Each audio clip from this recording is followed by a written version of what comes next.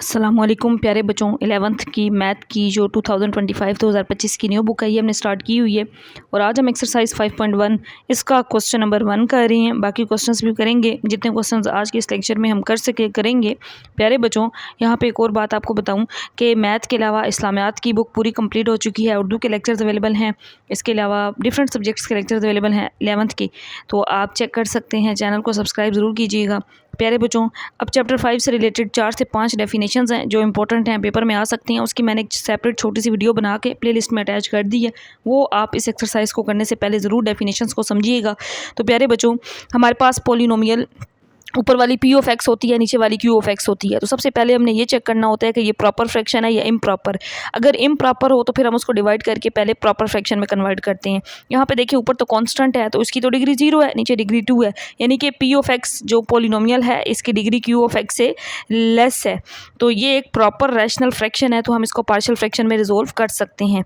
तो प्यारे बच्चों, अब हमने यहाँ पे इसको रिजोल्व करने के लिए सबसे पहले इसके फैक्टर्स बना लेने हैं। तो यहाँ पे एक्स स्क्वायर -1 है, यानी कि ए स्क्वायर माइनस बी स्क्वायर हो तो आप इसको एक दफ़ा प्लस में लिख सकते हैं और एक दफ़ा माइनस में। तो मैं इसको लिख सकती हूँ x-1 और x+1। ये मैंने इसको दो फैक्टर्स में रिजॉल्व कर लिया। प्यारे बच्चों, कुछ बच्चों के माइंड में ये होगा कि प्लस पहले लिख सकते थे माइनस बाद में, तो जी हाँ बिल्कुल आप लिख सकते हैं। अगर आप प्लस को पहले माइनस वाले फैक्टर को बाद में लिखते हैं तो क्वेश्चन आपका रॉन्ग नहीं होगा, तब भी आपका ठीक ही होगा।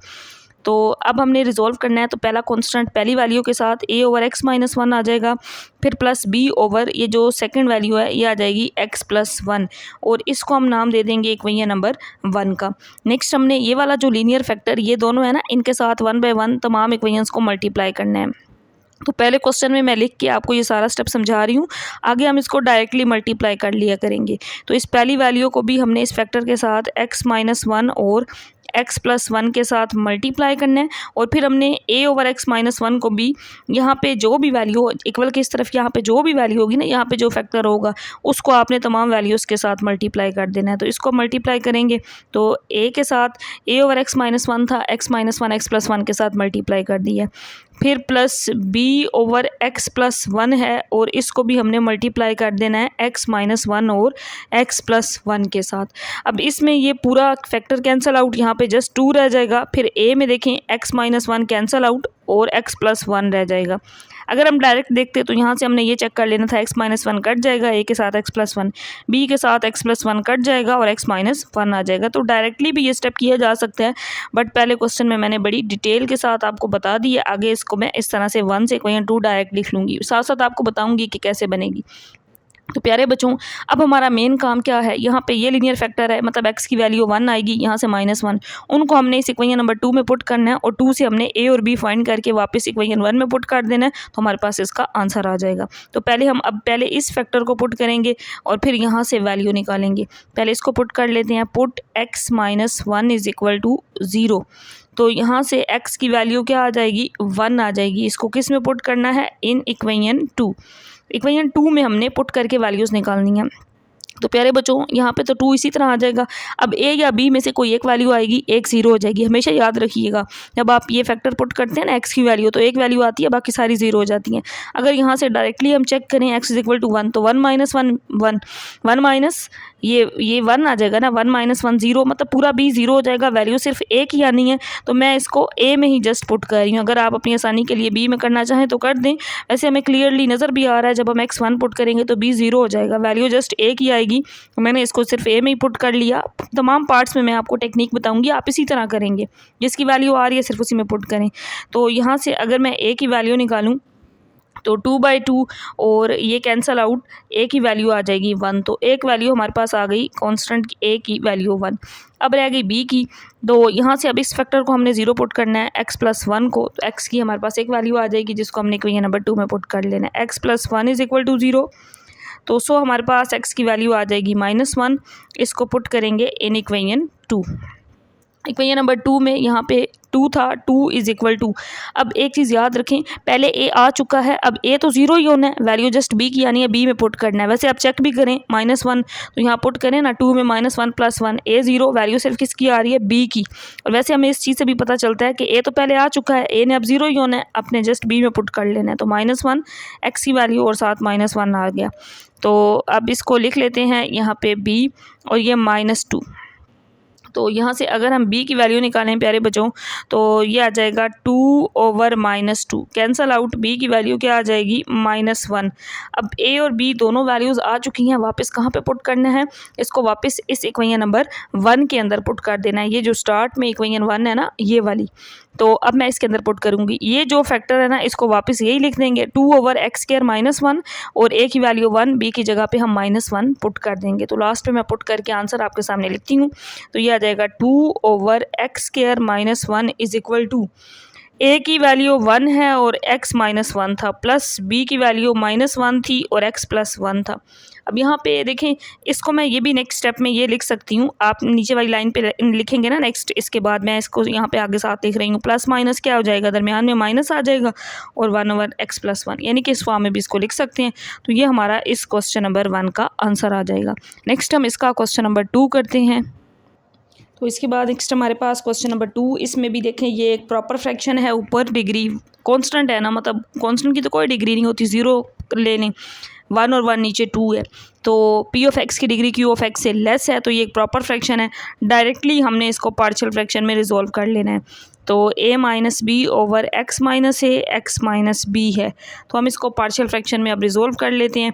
तो ये आ जाएगा a/x - a, फिर प्लस b ओवर ये सेकंड वैल्यू ये आ जाएगी x - b, इसको नाम दे देंगे इक्वेशन नंबर 1 का। अब इक्वेशन नंबर 2 में जब ये सारा फैक्टर मल्टीप्लाई होगा तो कैंसिल आउट ही होना है ना, ऊपर जस्ट a - b रह जाएगा।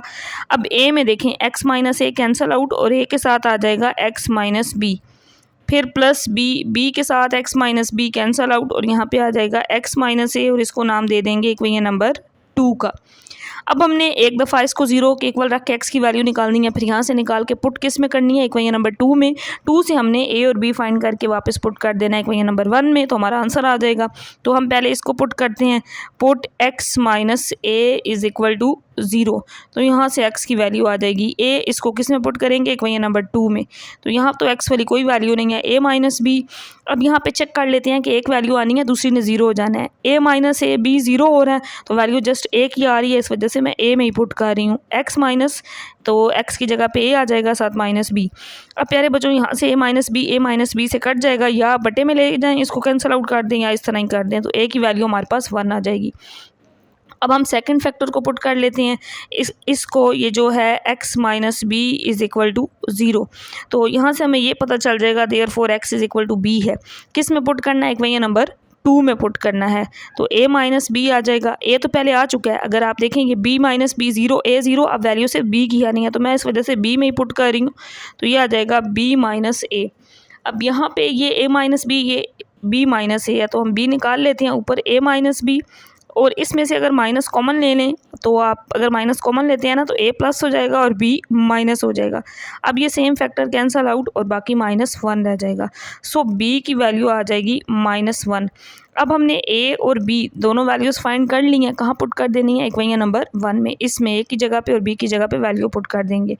तो values of a and b put in equation number 1, then equation number 1 becomes a - b over x - b is equal to a की वैल्यू आई है 1 और b की वैल्यू माइनस है ना, तो इस वजह से बाहर माइनस आ जाएगा और साथ x - b, ये इसका आंसर आ जाएगा। a और b की वैल्यूज़ को लास्ट पे हम पुट कर देंगे। तो ये हमारा क्वेश्चन नंबर 2 भी कंप्लीट सॉल्व हो गया, ये इसका आंसर आ गया है।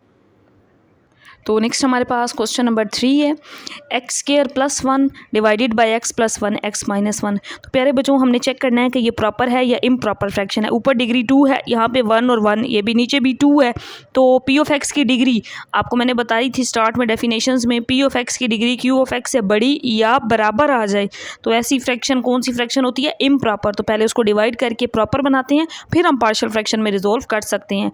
तो देखिए ना, क्योंकि इसमें तो ये गिवन है x² + 1 और ये आपको पता है a² - b², a + b a - b, तो मैं अगर ये लिखूं तो ये x² - 1 है और डिवाइड करने के लिए मल्टीप्लाई हमें ज़रूर करना पड़ता है, तो इस वजह से मैंने मल्टीप्लाई भी कर लिया। अब आपको नज़र भी आ रहा होगा, ऊपर डिग्री 2 है, नीचे डिग्री 2 है, तो ये तो बराबर आ गई ना, बड़ी हो या फिर बराबर हो, तो ये इम्प्रॉपर फ्रैक्शन होती है। तो ऐसे केस में डिवाइड किया जाता है, हमेशा ऊपर वाली वैल्यू को अंदर रखा जाता है और नीचे वाली वैल्यू पे डिवाइड किया जाता है। तो हमें x² चाहिए, यहाँ पे x² है, किस नंबर के साथ मल्टीप्लाई करें कि x² आए, 1 से करेंगे, x² आ जाएगा, -1 1 1 आ जाएगा, साइन चेंज करेंगे, ये माइनस और ये प्लस में चेंज हो जाएगा, कैंसल आउट, 1 और 1 2। तो अब यहाँ पे देखें इसकी डिग्री इससे कम होगी, यानी कि ये प्रॉपर फ्रैक्शन में कन्वर्ट हो चुकी है। कैसे, जब मैं लिखूंगी तो आपको ज़्यादा क्लियर समझ आ जाएगा। लिखते हैं हम इस तरह से हैं, पहले 1 को अलग कर लेते हैं और ये वैल्यू उस बटे में चली जाती हैं, 2 ओवर इसके बटे में ये वैल्यू आ जाती है x² - 1। इसको मैं नाम दे देती हूँ इक्वेशन नंबर A का। अब यहाँ पे इसकी डिग्री कॉन्स्टेंट है ना, 0 है, यहाँ पे डिग्री 2 है, तो p ऑफ x की डिग्री q ऑफ x से लेस हो गई, ये एक प्रॉपर फ्रैक्शन बन गई। हमारा क्वेश्चन नंबर 1 ये बन चुका है। तो अब हमने जस्ट इस फैक्टर को रिजोल्व करना है पार्शियल फ्रैक्शन में। वापस इस आंसर को, मतलब इसका जो आंसर आएगा ए में पुट कर देंगे तो हमारा आंसर आ जाएगा, मतलब 1 + 7 आंसर के अंदर ज़रूर ऐड होगा। हमारा मेन काम है अब इसको सोल्व करना, 2 ओवर x² - 1 को, तो x² - 1 को रिजोल्व कर लेते हैं दो फैक्टर्स में। a² - b² है ना, तो a - b a + b। प्यारे बच्चों, आप प्लस पहले माइनस बाद में लिख सकते हैं, ये आपकी अपनी मर्जी है। मैंने क्वेश्चन 1 में भी आपको यही बताया था। तो अब यहाँ पे अगर रिजोल्व करें, मैंने ए का नाम इसलिए दिया था ताकि हमारा जो एक प्रोसेस चल रहा है ना, इक्वेशन 1 2 को हम नाम दे रहे हैं सेम, वो हमारा सेम ही रहे, मैंने इसको अलग ए का नाम दे लिया है। तो a ओवर x - 1 आ जाएगा और b ओवर x + 1 आ जाएगा और ये आ जाएगी इक्वेशन नंबर 1। अब हमने ये जो फैक्टर्स हैं इन सबको मल्टीप्लाई करना है, तो यहाँ पे जस्ट 2 रह जाएगा। ए में देखें x - 1 कैंसल आउट, a के साथ x + 1 रह जाएगा और b के साथ x + 1 कैंसल आउट, x - 1 आ जाएगा और ये हमारी इक्वेशन नंबर 2 बन गई है। अब हमने इक्वेशन नंबर 2 में यहाँ से दोनों वैल्यूज़ पुट करके a b फाइंड करके पुट करना है और इस आंसर को वापस a में पुट कर देंगे, हमारा रिक्वायर्ड आंसर आ जाएगा। तो यहाँ से पहले पुट करते हैं x - 1 = 0। तो आपको नज़र भी आ रहा है प्यारे बच्चों, यहाँ से x की वैल्यू 1 आनी है, तो यहाँ पे तो 2। अब यहाँ पे देखें 1 - 1 b 0 हो रहा है, सिर्फ a की वैल्यू आ रही है, तो आपने सिर्फ a में ही पुट कर लेना है। तो 1 + 1, तो 2 = 1 + 1 करें क्या आ जाएगा, 2 2 2 से कैंसल आउट, तो जस्ट क्या रह गया 1। सो a की वैल्यू क्या आ गई, 1 आ गई। अब हमने वैल्यू फाइंड करनी है b की। अब इस फैक्टर को ले लेते हैं, सेकेंड फैक्टर को, पुट x + 1 = 0 और x की वैल्यू क्या आ जाएगी, -1। किस इक्वेशन में पुट करनी है, इक्वेशन नंबर 2 में, इसमें। तो ये आ जाएगा 2, a तो पहले फाइंड हो चुका है, -1 + 1 ये 0 ही हो जाना है, जस्ट b की वैल्यू आनी है, b में पुट कर लेते हैं -1 और ये -1। सो -1 और -1 ऐड होगा तो क्या आएगा, -2, ये इससे कैंसल आउट, लेकिन अब b के साथ माइनस है, तो सो b की वैल्यू क्या आ जाएगी, -1 आ जाएगी। a और b दोनों वैल्यूज़ को कहाँ पे पुट करेंगे, इक्वेशन नंबर 1 में। तो 2 ओवर, इसको मैं वापस क्लोज करके फैक्टर्स की फॉर्म में लिख रही हूँ क्योंकि जिस फॉर्म में ये था, तो 2 ओवर x² - 1 a की वैल्यू 1 आई, 1 ओवर x - 1 b की वैल्यू माइनस है ना, -1, तो बाहर माइनस आ जाएगा x + 1। ये आंसर आ गया हमारे पास इस फैक्टर का, 2 ओवर x² - 1 का। अब इसको वापस किस में पुट कर देंगे, इक्वेशन नंबर a में, पुट इन a। अब हमने इसको इक्वेशन नंबर a में पुट करना है। देखें इक्वेशन नंबर a मैं आपको दिखाती हूँ प्यारे बच्चों, ये वाली है। तो अब हम इस इक्वेशन में इसको पुट कर देते हैं, आंसर क्या आ जाएगा, = इक्वेशन नंबर ए ये है ना, इक्वल के इस तरफ तो वही फैक्टर आना है जो क्वेश्चन के अंदर गिवन है। 1 + 2 ओवर x² - 1 है ना, तो इसकी जगह पे ये सारा जो हमारा लास्ट पे आंसर आया है इक्वेशन 1 में, ये इस वैल्यू में जो पुट करने के बाद a की वैल्यू 1, b की वैल्यू -1 आई थी, x + 1, तो ये हमारा लास्ट पे आंसर आ जाएगा इस क्वेश्चन का। तो इसके बाद नेक्स्ट हम क्वेश्चन नंबर 4 करते हैं। तो प्यारे बच्चों, नेक्स्ट हमारे पास क्वेश्चन नंबर 4 है। पहले तो हमने ये चेक करना है कि ये प्रॉपर फ्रैक्शन है या इम्प्रॉपर फ्रैक्शन है। तो p ऑफ x की डिग्री 1 है, 1 2 1, ये देखें ना 1 1 और 1, नीचे 3 है, q ऑफ x की डिग्री 3 है, तो p ऑफ x की डिग्री q ऑफ x से लेस है, ये एक प्रॉपर फ्रैक्शन है। मीन्स यहाँ पे फैक्टर्स, लीनियर फैक्टर्स भी बने हुए हैं, तो जस्ट हम इसको पार्शियल फ्रैक्शन में रिजोल्व कर लेंगे। तो पहली वैल्यू क्या हो जाएगी, a ओवर x + 1 हो जाएगी, और फिर सेकंड वैल्यू b ओवर ये x + 2 है, और third value c over x + 3, ये आ जाएगी हमारी इक्वेशन नंबर 1। तो अब हम इस फैक्टर के साथ जब इसको मल्टीप्लाई करेंगे तो यहाँ पे 2x + 3 ये आ जाएगा, a के साथ x + 1 देखें कैंसल आउट, और a में ये दो वैल्यूज़ आ जाएंगी, x + 2 और x + 3, फिर प्लस b में x + 2 कैंसल आउट और b के साथ आ जाएगा x + 1 और x + 3, फिर c वाली लिखते हैं तो x + 3 कैंसल आउट और c के साथ आ जाएगा x + 1 और x + 2। इसको नाम दे देंगे इक्वेशन नंबर 2 का। अब कुछ बच्चों के माइंड में होगा कि मल्टीप्लाई करें, मल्टीप्लाई की ज़रूरत नहीं है। देखिए हमें 3 कांस्टेंट चाहिए ना, a b c, और तीनों के साथ अलग अलग हमें लीनियर फैक्टर्स भी मिल रहे हैं, तो मतलब तीनों वैल्यूज़ निकल आनी है, हमें मल्टीप्लाई वाली साइड पे नहीं जाना। अगर हमारे पास ये एक तीसरा लीनियर फैक्टर ना होता, फिर हमें वो कोफिशिएंट्स को कंपेयर करना पड़ता, तो हमें फैक्टर्स की ज़रूरत पड़ती। अभी जस्ट हम वैल्यूज़ यहाँ से देखें पुट करेंगे 1 बाय 1। तो पहले इस लीनियर फैक्टर को पुट कर लेते हैं, पुट x + 1 = 0, तो x की वैल्यू क्या आ जाएगी -1। किस में पुट करनी है, इन इक्वेशन नंबर 2 में पुट करनी है। इक्वेशन 2 में हमने पुट करनी है तो एक वैल्यू आनी है, बाकी जीरो हो जानी है। हम चेक कर लेते हैं, देखिए -1 + 1, जब ये जीरो तो पूरा b जीरो हो जाएगा, -1 + 1 ये जीरो तो पूरा c जीरो। वैल्यू सिर्फ किसकी आनी है, a की। प्यारे बच्चों हमें जस्ट a में ही पुट करना है, तो 2x की जगह पे आप पुट कर लेंगे -1 + 3। सिर्फ मैं a में पुट कर रही हूँ क्योंकि बाकी तो ज़ीरो हो जाने हैं। तो -1 + 2 और -1 + 3, b और c ज़ीरो, वो मैंने उसमें पुट भी नहीं किया क्योंकि वो ज़ीरो हो जाने हैं। तो यह आ जाएगा -2 + 3 और 2 - 1 1 आ जाएगा और 3 - 1 2 आ जाएगा। 3 में से 2 माइनस करें 1 आ जाएगा और यहाँ पे 2a है। तो अगर हम a की वैल्यू निकालें तो a की वैल्यू यहाँ से आ जाएगी 1/2। एक वैल्यू मिल गई हमें, अब b और c रह गया। तो अब हम इस फैक्टर को ज़ीरो पुट कर लेते हैं। Put x + 2 = 0, therefore x = -2। किस में पुट करना है, इक्वेशन नंबर 2 में। तो यहाँ पे 2 है, x की जगह पे -2 + 3 और हमने चेक करना है अब इसमें ज़ीरो कौन सा होता है, एक वैल्यू जस्ट आनी है। ये तो पहले आ चुका है, इन्हें ज़ीरो होना है। देखिए -2 + 2 ये तो ज़ीरो हो रहा है और -2 + 2 c भी ज़ीरो हो रहा है। वैल्यू सिर्फ किसकी आ रही है, b की, तो मैं सिर्फ b में ही पुट कर रही हूँ। तो x की जगह पे आप -2 पुट कर देंगे, x की जगह पे -2 पुट कर देंगे, -2 + 3 आ जाएगा। तो ये आ जाएगा -4 + 3, -2 + 1 -1 आ जाएगा और 3 - 2 ये भी 1 आ जाएगा। -4 + 3 आंसर -1 और यहाँ से -b, माइनस माइनस से कैंसल आउट, सो b की वैल्यू आ जाएगी 1। a और b आ चुके हैं, अब वैल्यू रह गई c की। तो c के लिए हम तीसरा लीनियर फैक्टर देखें, इसके अंदर क्या था, ये वाला x + 3। अब इसको पुट कर लेंगे, तो पुट x + 3 = 0। सो x की वैल्यू क्या आएगी, -3 आएगी। किस में पुट करनी है, इक्वेशन नंबर 2, ये वाली इक्वेशन नंबर 2। तो 2x की जगह पे पुट कर देंगे -3 + 3। अब वैल्यू a और b की तो आ चुकी है, a और b ने ज़ीरो होना है, सिर्फ आपने c में पुट करना है। अगर आप वेरीफाई करना चाहें आप कर सकते हैं। -3 + 3 a ज़ीरो, -3 + 3 पूरा b ज़ीरो। अब c जस्ट रह गया है और c में ही हमने पुट भी करनी है। तो -3 + 1 और -3 + 2, यहाँ पे मैंने c में अब पुट कर ली वैल्यू। तो यह आ जाएगा -6 + 3 और c -2 और -1 आ जाएगा प्यारे बच्चों। तो -6 + 3 -3 हो जाएगा और यहाँ पे +2c हो जाएगा ना, माइनस माइनस प्लस हो जाएगा। और अगर हम यहाँ से c की वैल्यू निकालें तो ये आ जाएगी -3/2। अब values of a, b and c कहाँ पे पुट करनी है, इक्वेशन नंबर 1 में पुट कर देनी है। देखिए हम तीनों वैल्यूज़ फाइंड कर चुके हैं ना, अब हमने तीनों वैल्यूज़ को कहाँ पे पुट करना है, इक्वेशन नंबर 1 में पुट करना है। तो मैं ना इसके बाद आगे यहाँ पे कर रही हूँ प्यारे बच्चों। यहाँ पे इक्वेशन भी आपको नज़र आ रही होगी। a की वैल्यू हमारे पास आई 1/2 डिवाइडेड बाय x + 1। फिर प्लस हम लिखते हैं b की वैल्यू 1 आई और 1/x + 2 है। फिर प्लस c और देखें यहाँ पुट कर रहे हैं, c की वैल्यू -3/2 और यहाँ पे है x + 3। अब ये 2 ऊपर मल्टीप्लाई, इसके नीचे डिवाइड हो रहा है, नीचे आके ये क्या हो जाएगा, मल्टीप्लाई हो जाएगा x + 1 और 1/x + 2। प्लस माइनस माइनस, ये 2 डिवाइड है और नीचे वाली वैल्यू के साथ आएगा तो मल्टीप्लाई हो जाएगा। तो ये इसका आंसर आ जाएगा, यानी कि a, b और c हमने फाइंड करके वापस पुट कर दिए हैं इस इक्वेशन नंबर 1 में। तो ये हमारा फाइनल आंसर बन गया है। इसके बाद नेक्स्ट हमारे पास क्वेश्चन नंबर 5 है, x² + 4x + 5 और ये एक लीनियर फैक्टर है x + 1, ये क्वाड्रेटिक फैक्टर है। अब यहाँ पे इसकी डिग्री देखें, p ऑफ x की तो ऊपर 2 है, इसकी हमारे पास 3 बन रही है।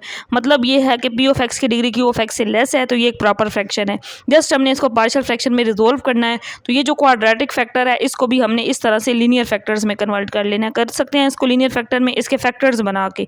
तो इसके फैक्टर्स अगर आप लोग और करें तो फैक्टर्स क्या बनते हैं, दो ऐसे नंबर्स जिनको मल्टीप्लाई करने से 6x² बने और प्लस माइनस करने से 5 बन जाए। तो क्या बन सकते हैं, 3x + 2x क्या बनेगा, 5x और 3 2s are 6x² भी बन रहा है। तो ये इसके दो लीनियर फैक्टर्स बन सकते हैं। तो यहाँ पे इसके बाद मैं आगे इसके फैक्टर्स को लिख रही हूँ, x² + 4x + 5 इसी तरह आ जाएगा और यहाँ पे x + 1। और यहाँ से फैक्टर्स बनाने के लिए पहली दोनों वैल्यूज़ में से x कॉमन और अंदर आ जाएगा x + 3। इन दोनों में से अगर हम 2 कॉमन ले लें, 2 3s are 6 और यहाँ पे आ जाएगा x + 3। तो हमारे पास इसके दो फैक्टर्स बन गए हैं। तो हम इसको लिख सकते हैं x² plus 4x plus 5 divided by x plus 1 और दो फैक्टर्स यहाँ से, एक x प्लस 2 और दूसरा x प्लस 3।